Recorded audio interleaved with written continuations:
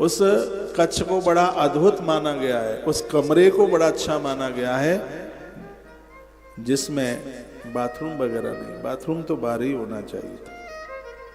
उदमुख समाविश्या प्रतिबंधे न्याद्यमुखा। सूर्य निकलने के पहले मलमूत्र विसर्जित कर रहे हैं तो दक्षिण की तरफ मुंह, और सूर्य निकलने के बाद में विसर्जित कर रहे हो तो उत्तर की तरफ मुंह होना चाहिए।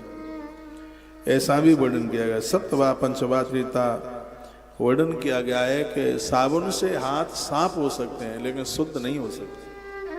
हाथ शुद्ध तो मिट्टी से हो। रोज माटी नहीं लगा सकते क्योंकि आपके बाथरूम की मोरी चौक हो जाएगी। लेकिन जिस दिन आपने व्रत किया है, उपवास जिस दिन किया है, उस दिन अपने हाथों से मिट्टी जरूर लगाइए। माटी के बिना हाथों में पवित्रता नहीं है। जल देवान नमस्कृत्या मंत्रेण स्नान आचरित। जीवन के दो काम ऐसे हैं, एक काम बोलते हुए करो और एक काम मौन रह करके करो। वो दोनों काम कौन कौन से हैं? जिस समय भोजन कर रहे हो उस समय मौन रहिए, और जिस समय नहा रहे हो उस समय भगवान का नाम लीजिए। नहाते समय जिब्या से भगवत नाम, और भोजन करते समय इसको चटका पीछे कनपटी ठोक दे। खाते समय बिल्कुल चुप रहना है, और नहाते समय भगवान का नाम लेना। फिल्म के गाने नहीं गाने हैं। श्री कृष्ण गोविंद हरे मुरारे हे नाथ नारायण वास्तव। मैं नहाते समय हनुमान चालीसा पढ़ता हूं। मुझे ऐसा लगता है मेरे 3.5 करोड़ रोमों से हनुमान जी मेरी बॉडी में प्रवेश कर गए। मैं हनुमान जी का पुजारी हूं। मेरा भाग्य है कि मैं बजरंगी का साधक हूं। चारों युग में ताप तुम्हारा, इनका तो प्रभाव चारों युगों में है भैया। सतयुग में नैमिषारण्य में प्रहलाद जी को ये मिले, त्रेता में राम जी के संग रहे, द्वापर में अर्जुन की ध्वजा के ऊपर बैठे हैं, और कलयुग में बाबा तुलसीदास जी के सन्मुख दिखाई दिए। ऐसे हनुमान हैं जो चारों युगों में दिखाई दिए। ऐसे बजरंगबली जिनको वंदन प्रणाम जीव का बिल्कुल कल्याण करता है। प्रातः सूर्यानुवाकेन सामिंग मस्तमाकता। प्रातः आप जागते हैं तो एक लोटा जल भगवान सूर्य को दीजिए। हनुमान जी के गुरु जी हैं सूर्य देवता। सूर्य भगवान को अर्घ देने से बुद्धि का बिल्कुल विकास होता है, क्योंकि बुद्धि के देवता। माताओं के लिए चंद्र पूजन, चंद्र दर्शन किसी वरदान से कम नहीं है। पुरुषों के लिए सूर्य भगवान की पूजा भी किसी वरदान से कम नहीं है। सूर्य देवता बुद्धि देते हैं और चंद्रमा सौंदर्य देते हैं। पुरुषों को बुद्धि की ज्यादा जरूरत है और माताओं को सुंदरता की ज्यादा जरूरत है। बड़ा मुश्किल होता है उन बेटियों के लिए जो सुंदरता में थोड़ा कम है, तो संबंध होने में भी बड़ी दिक्कत होती है। बेटियां ज्यादातर ऐसे मासूम सी होती हैं, शरीर बहुत हल्का होता है, इसलिए बाहर आने जाने में उनका पूरा ध्यान रखा जाता है। मम्मी पापा कहते हैं तो उन्हें बुरा लग जाता है, बुरा नहीं लगना चाहिए। वो बहुत सहज है, उनका शरीर बहुत कोमल है, उनका बहुत ध्यान रखा जाता है। संसार की हर बेटी को भगवान चंद्रमा को अर्घ देना चाहिए। क्यों? इसलिए चंद्रमा की पूजा करने से कुरूपता नहीं आती, हाथ नहीं टूटेगा, आंख नहीं जाएगी, पाम नहीं जाएगा। ये भगवान चंद्र देवता की बड़ी महती कृपा है। एक बात मैं भूल गया हूं, माताओं के लिए सौंदर्य और पुरुषों के लिए बुद्धि। तो बुद्धि देने वाले, ऐसा नहीं है कि सूर्य पूजा के लिए पुरुषों के लिए माताओं के लिए नहीं है। छठ पूजा होती है उसमें तो सूर्य देवता की ही पूजा है, उसमें ये आप सबको पता है। उसमें रविवार के व्रत में सूर्य देवता की ही पूजा है, सप्तमी में तो सूर्य देवता की ही पूजा है। ऐसा नहीं है कि पुरुष चंद्रमा की पूजा नहीं कर सकते, आप सूर्य की पूजा नहीं कर सकते। मैं ये निवेदन कर रहा हूं कि चंद्रमा माताओं को सौंदर्यता दे देते हैं। ज्यादातर से आप देखेंगे इस पूरी दुनिया में पुरुषों से भी ज्यादा सौंदर्य मेरी पूज्य मातृशक्ति को है। ज्यादातर से देखा गया है, बिल्कुल ये चंद्र देवता की ये बड़ी कृपा है। तो सूर्य और चंद्रमा के पुजारी बने, बुद्धि भी मिलेगी, शरीर भी मिलेगा, सौंदर्य भी मिलेगा। तो प्रातः सूर्यानुवाके न, प्रातः होते हुए सूर्य अष्टक पढ़िए, सूर्य भगवान को वंदन प्रणाम कीजिएगा। गायत्रा जप मंत्रास्ते त्रोर्धम प्राग विनिक्षेपित, प्रातः काल की संध्या उपासना में माता गायत्री का 3 बार स्मरण करते हुए लिखा है यहाँ सूर्य भगवान को अर्घ दें। स्त्री पुरुष आप कोई है, सबको सूर्य भगवान को अर्घ देना चाहिए, क्योंकि इनकी कृपा से बुद्धि का विकास होता है।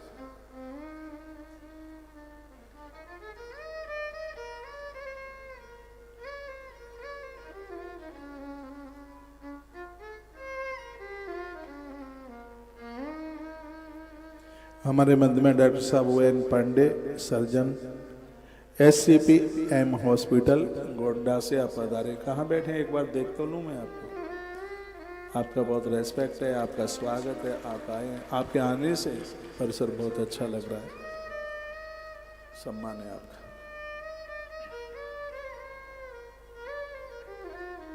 देखिए, पूज्य स्वामी विवेकानंद जी महाराज एक बात कहते थे, पिता वही है जो अपने बच्चे को अपने से ऊपर उठा दे, गुरु वही है जो अपने शिष्य को अपने आप के ऊपर उठा दे। आप अच्छे वाले पिता हैं तो अपने बेटे को अपने आप से बुलंदा ऊपर कर देना, तभी आप पिता हैं। ऐसा नहीं है कि शराबी बाप अपने बेटे को इस चीज में आगे कर दे। मैं संस्कारों की बात कर रहा हूं। ये ग्रंथ यही तो कहता है। पूज्य स्वामी विवेकानंद जी महाराज कहते थे, जो माता पिता अपने बच्चों की तरक्की चाहते हैं तो 2 बात उन बालकों को कह दो। एक तो बेटा सूर्य भगवान को प्रत्येक दिन अर्घ दे। ये काम आपका, एक लोटे में जल भरो, लाल फूल डालो, सफेद तिल डाल दो, थोड़ी सी दूर्वा डालो, बच्चे के हाथ में दो।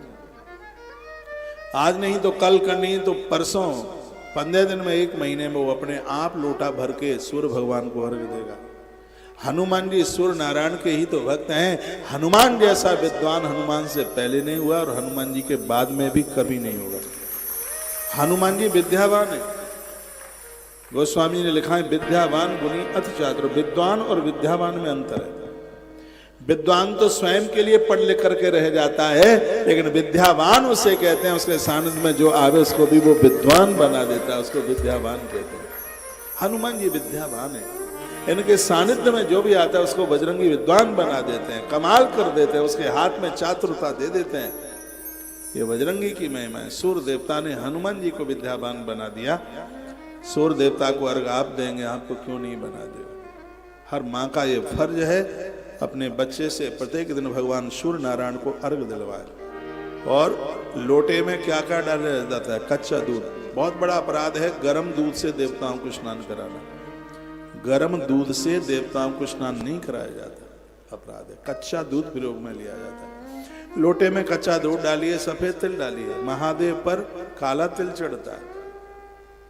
काला तिल चढ़ाने से आयुष बढ़ता है, उम्र बढ़ती है, अकाल मौत से बचते हैं। सफेद तिल के द्वारा ज्ञान बढ़ता है, विचार बढ़ते हैं। तो सूर्य भगवान के लोटे में श्वेत तिल डाला जाता है, लाल फूल डाला जाता है, उसमें थोड़ी दूर्वा डाली जाती है, गंगा जल डाला जाता है, जल डाला जाता है, और फिर भगवान सूर्य को अर्घ दिया जाता है। बहुत लोग तुलसी के गरुए में सूर्य भगवान को अर्घ दे देते हैं, जो एक अपराध है। ये नहीं होना चाहिए बिल्कुल भी। बहुत लोग भगवान को नहला करके तुलसी के गरुए में उस पानी को डाल देते हैं, तुलसी सूख जाती है। भगवान को नहलाने वाला पानी पीपल में डाला जाता है, बरगद में डाला जाता है, बेल पत्र में डाला जाता है, वो भी नीम बमूल में नहीं डाला जाता। पानी को जल में डाल दीजिए, कोई ऐसी जगह पर डालिए जहां किसी के पाम ना पड़े।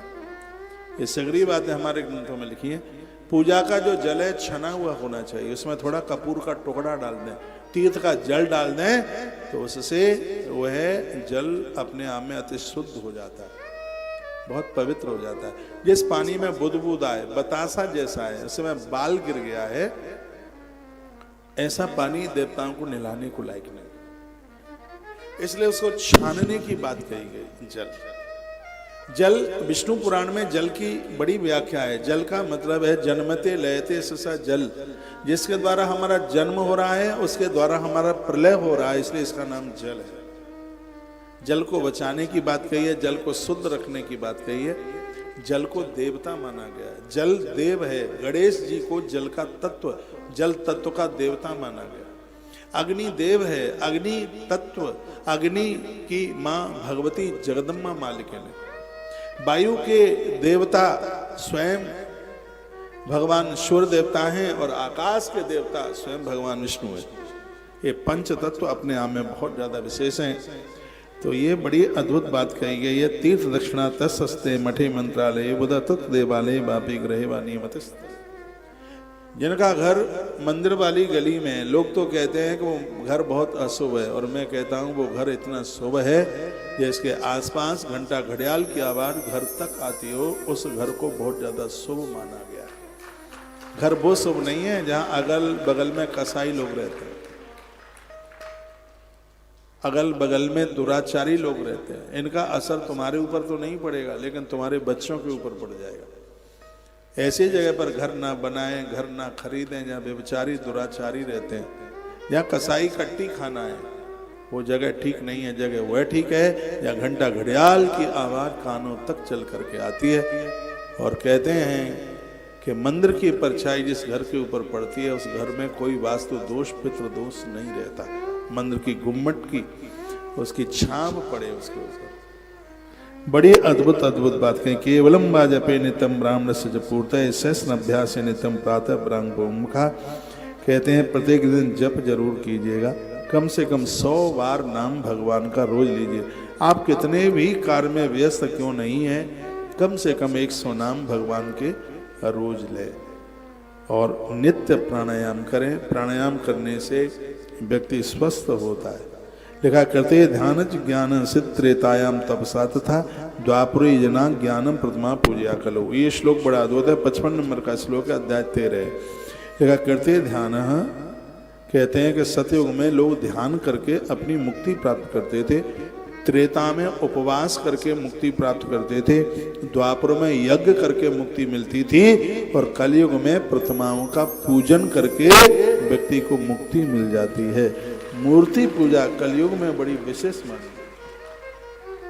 ये बेधर्मी दूसरे धर्म के लोग हैं, वो तो मानते नहीं है इस बात को, लेकिन स्वयं भगवान महादेव का यह कहना है कि कलयुग में मूर्ति पूजा, चाहे आप राम कृष्ण को पूज रहे हैं, चाहे आप भगवान महादेव की पूजा कर रहे हैं, इस कलयुग में मूर्ति पूजा को बहुत ही ज्यादा विशेष माना गया है।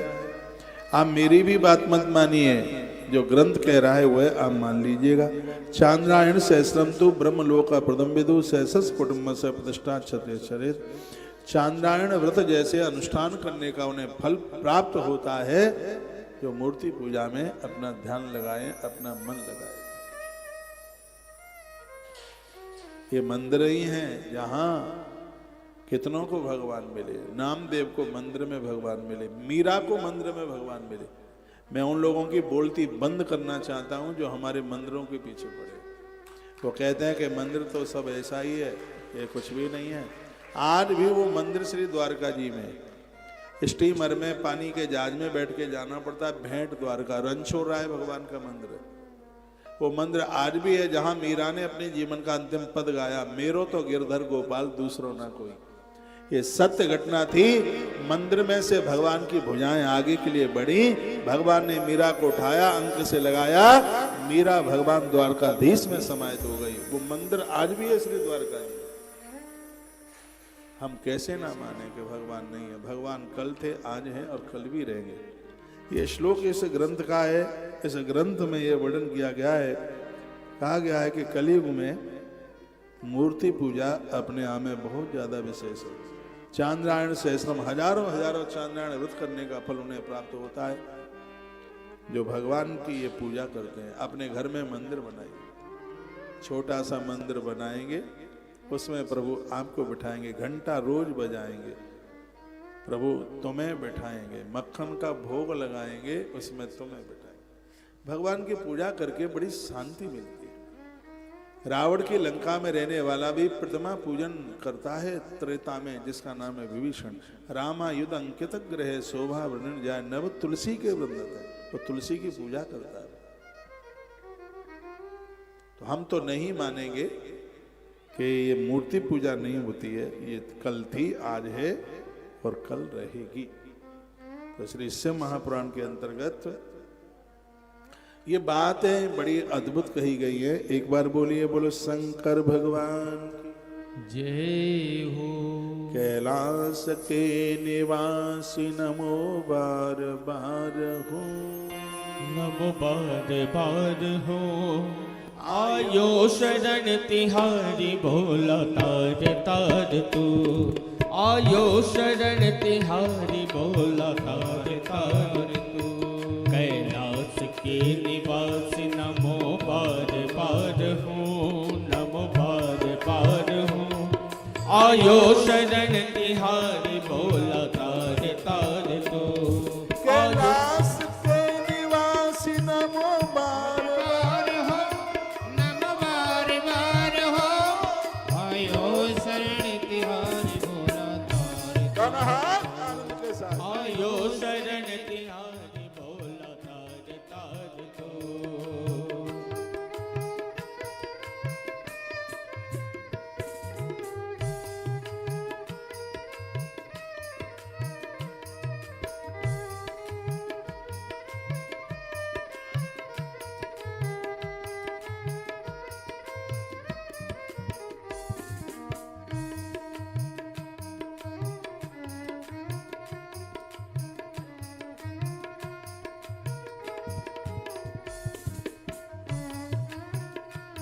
भक्तों को कभी शिव तूने निराश ना किया, भक्तों को कभी शिव तूने निराश ना किया। मांगा जिन्होंने चाह वो वरदान दे दिया, मांगा जिन्होंने चाह वो वरदान दे दिया। बड़ा ही तेरा दायरा हो, बड़ा ही तेरा दायरा, बड़ा दातार तो, बड़ा दातार तो। आयो शरण तिहारी भोला तार तार तो। आयो के निवासी नमो बार बार हो, नमो बार बार हो। आयो शरण तिहारी भोला तार तार तो। आयो शरण तिहारी भोला तार तार तो। जय हो।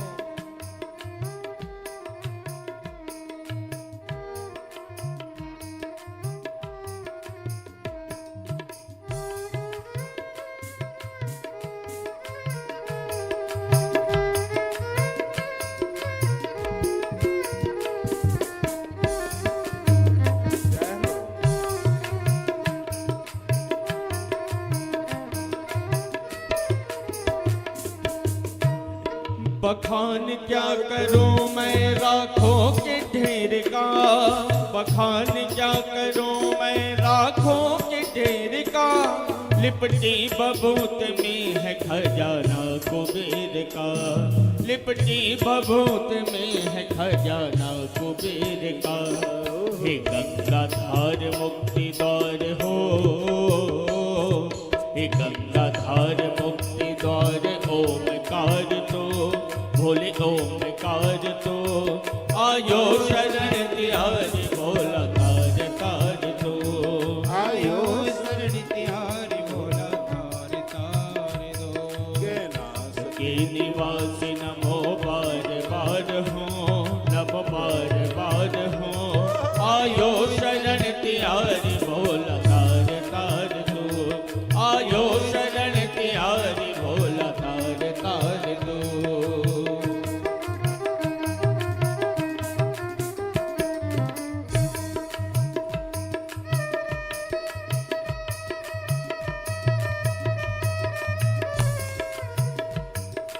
जय हो।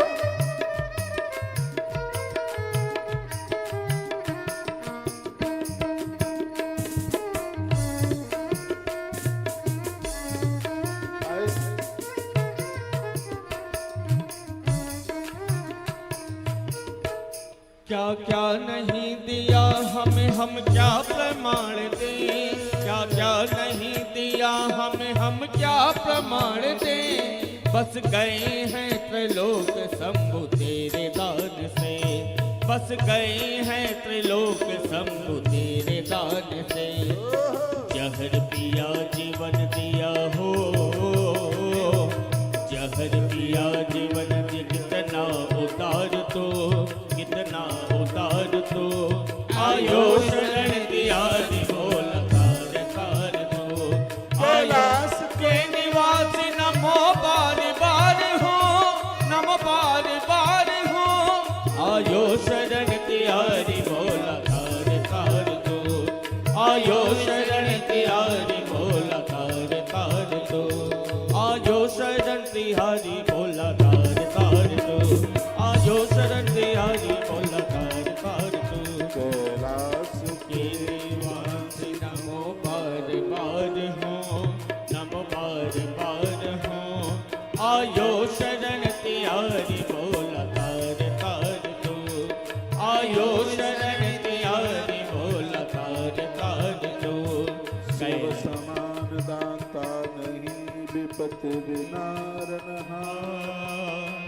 लज्जा मेरी राखियो हे नंदी के असवार, और एक गुप्त मत सवई कहूं कर जोर, शंकर भजन बिना नगर भगति न पावनी मोह। आयो शरण तिहारी बोल कार कार तो, आयो शरण तिहारी बोल कार कार तो, आयो शरण तिहारी बोल कार कार तो, कैलाश के निवासी नमो बार बार हो, नमो बार बार हो, आयो शरण तिहारी बोल कार कार तो, आयो शरण तिहारी बोल कार कार दो। बोलिए शंकर भगवान की जय हो। देखिए शिव महापुराण में वेद के 3 स्वरूप का वर्णन किया है। एक है ज्ञान कांड, एक है भक्ति कांड और दूसरा है कर्म कांड। तो अभी आप जो कथा सुन रहे हैं वो कर्म कांड की कथा है। लिखा है सौम्य वारित तथा विष्णु दध्यन ने जेद बुधा। कहा गया है बुधवार के दिन दही में भात मिला करके ब्राह्मण को बुलाकर आंगन में बिठाकर उसे भोजन कराया जावे तो परिवार में संतान की कमी नहीं आ सकती।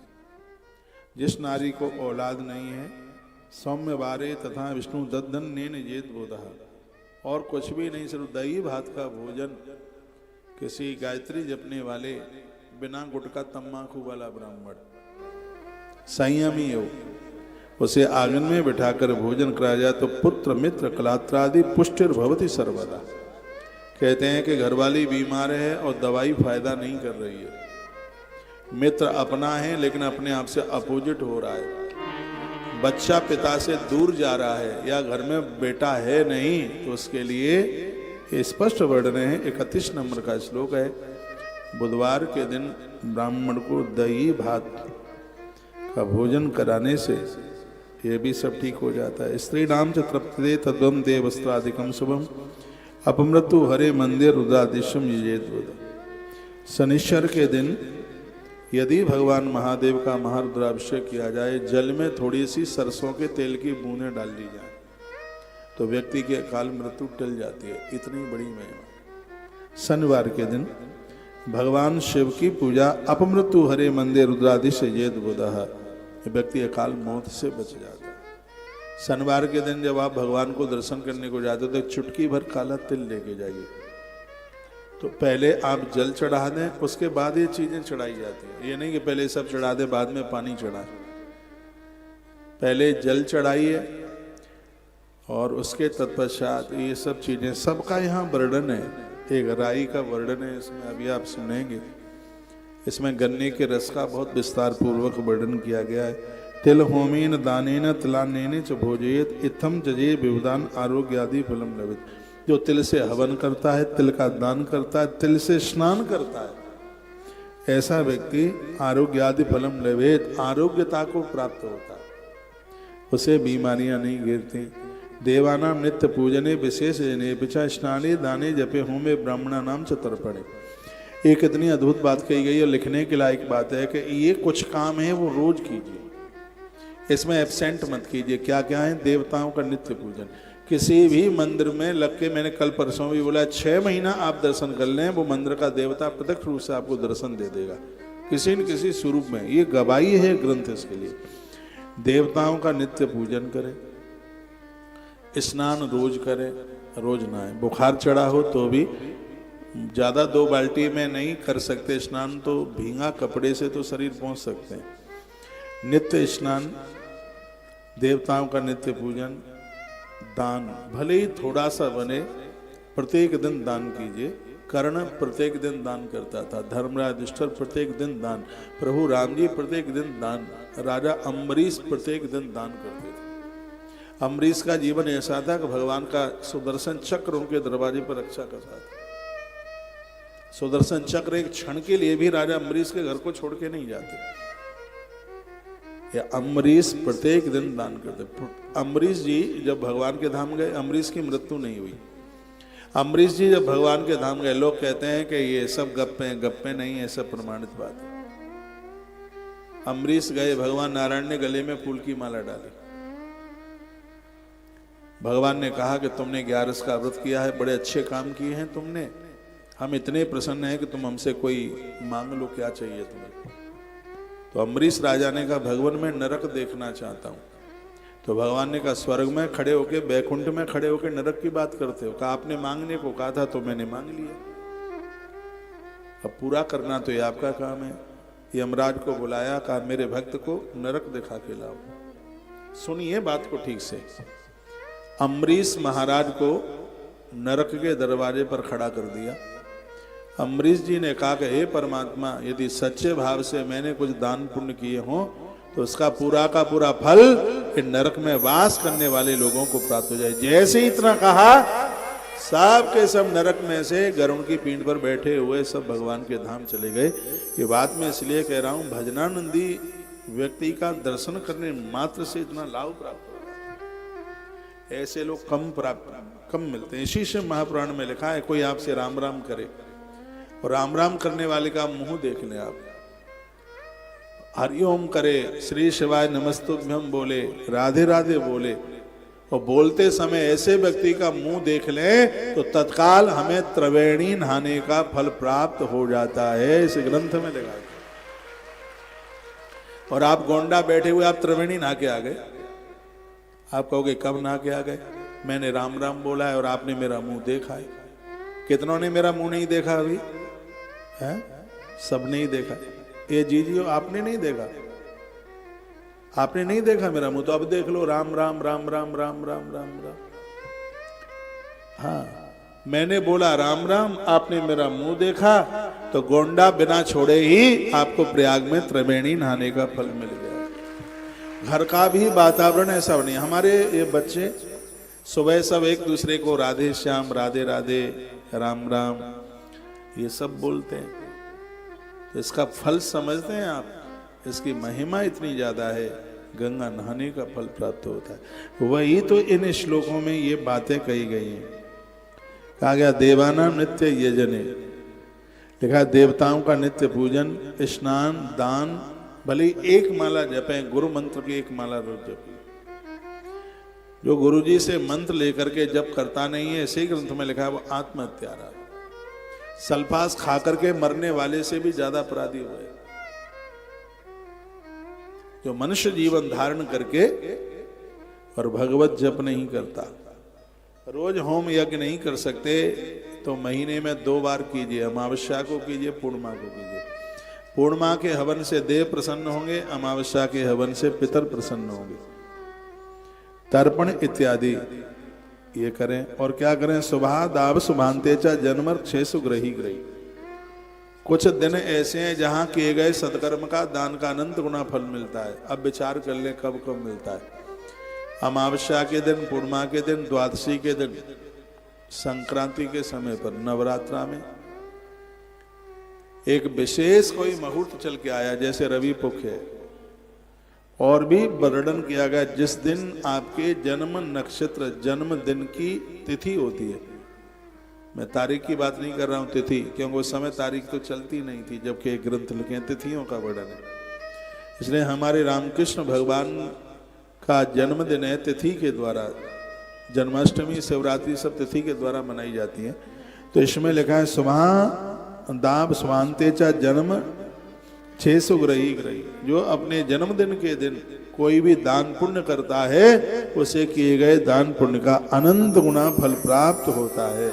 जिस दिन आपका जन्मदिन तिथि के हिसाब से पड़े, चलो आज का समय आप तारीख के हिसाब से मनाते हैं, तो उस दिन आप जरूर कोई दान पुण्य सत्कर्म करें। इससे क्या होगा? इससे तरक्की होगी, दरिद्रता आएगी नहीं। दरिद्र तपसा देवान ये जान दे धने नहीं।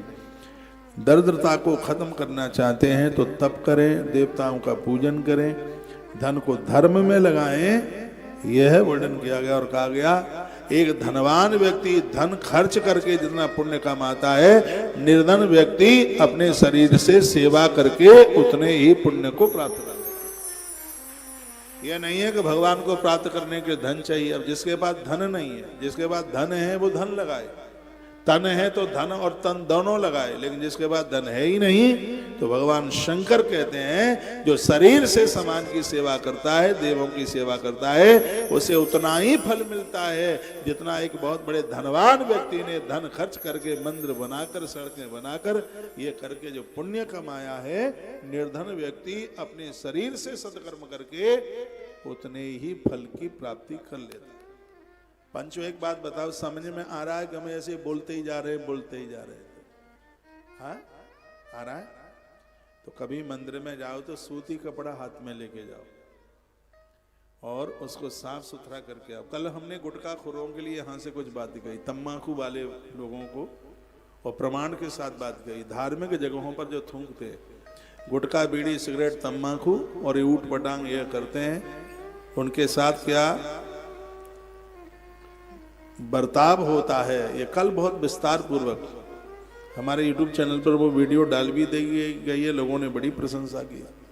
लोग वहीं बैठेंगे, वहीं थूकेंगे। मैं ऊपर से लेकर के नीचे तक सबके लिए मैं बोल रहा हूँ, यह त्रुटि है, गलती बिल्कुल भी ना हो। मंदिर में जाते हैं, आधा बेलपत्र महादेव पर चढ़ता है और आधा पामों के नीचे को चलता है, और ज्यादातर ऐसे ऐसा ही होता है। मैंने देखा धूप बत्ती जलाएंगे, डिब्बी वहीं डाल देंगे, सब लोगों के नीचे, पाम के नीचे कुछ लगी, ऊपर शंकर जी की फोटो लगी है उसके नीचे। मैं और जगह की बात नहीं, मैं इसी मंदिर की दुख हरण नाथ महादेव के मंदिर की परसों दरसों की मैं बात बता रहा। आप बड़े धार्मिक हैं, मंदिर में भारी भीड़ होती है, और एक बात मैं आपको बोलूं, दुख हरण नाथ महादेव अद्भुत है। भले ही उनका वर्णन 12 ज्योतिर्लिंग में नहीं है, लेकिन उसकी महिमा बिल्कुल कम नहीं है। कोई श्रद्धा से जाएगा उसकी मनोती पूरी होगी। ऐसे जगहों पर जाएं, साफ सफाई का ध्यान रखें। देव प्रतिमाओं को साफ करने के लिए सूती कपड़ा लेके जाइए। मैं आप कहेंगे सूती ही क्यों बोला है? स्कंद पुराण में पंचामृत महात्म्य में वर्णन है। स्कंद पुराण में पंचामृत की महिमा है। ये दूध दही जो हम भगवान को चढ़ाते हैं उसकी बहुत बड़ी महिमा है। तो उस महात्म्य में लिखा है कि उस कपड़े में जितने धागे हैं उतने वर्षों तक मृत्यु उपरांत वह जीव भगवान के चरणों में वास करता है। मैंने ये बोला, निवेदन किया। जब घर में आप भगवान की पूजा करते हैं, जब तक पानी टपक रहा है तब तक ना आप रोली लगा सकते ना आप चंदन लगा सकते। इसलिए भगवान को नहलाकर पहले कपड़े से साफ सुथरा कीजिए उसको, फिर भगवान का श्रृंगार कीजिए। चंदन लगाने की कितनी बड़ी महिमा है। चंदनम महत् पुण्यम सर्व पाप प्रणाशनम आपदाम अपहर्तारम लक्ष्मी तिष्ठत सर्वदा। भगवान को चंदन लगाने से आपत्ति का हरण हो जाता है। चंदन की इतनी गुणवत्ता है, गर्भिणी नारी को चंदन की लकड़ी का पानी पिला दो, बच्चा विकलांग पैदा नहीं होगा। ये चंदन की महिमा है। देव ऋणी हो जाते हैं। चंदन तो इतना बड़ा औषधि के काम में आता है। घृत में आप चंदन, घृत को गर्म करते हुए उसमें कुछ चंदन की बूंदें डाल दें, उसमें चंदन का रस उसमें डाल दें, गर्भिणी नारी के लिए किसी वरदान से कम नहीं है। और बहुत महंगा ऐसा घी आता है, कुछ गौशालाएं बना रही। एक बार जयकारा लगाइए, बोल भक्त वत्सल भगवान।